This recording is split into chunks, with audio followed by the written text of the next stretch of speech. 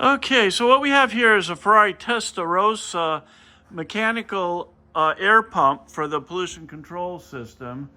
And we've got a jury rigged to a drill press here, but the advantage here is we can simulate the engine RPM. So go ahead and turn this thing on, Matt. Just testing out this smog pump here. Now it is electromechanical, so we're gonna turn it on. Well, check the engine RPM first. So what we've got here is engine RPM at about 1200. About 1200 RPM. You know, I think that's around idle for a Ferrari, I'm not sure. But certainly it's or a little above idle. And we don't really know what the exact pulley ratio is, but we've got something close here. All right, let's turn this smog pump on and get a pressure test on it. There you go, clutch activating. Clutch. Okay. I mean, they all make noise like this. That's typical. It'll get better with wearing it in.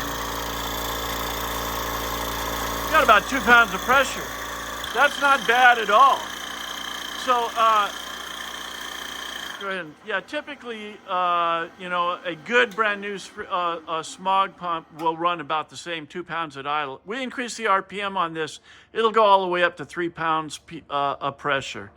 But basically, everything in this pump on the inside is new or remanufactured. It has and relubricated. It has original carbon vanes in it. Only the bearings themselves are lubricated because this is a no oil assembly. The clutch works just fine as received, and it gets plenty of pressure, so it works. Thank you for your time.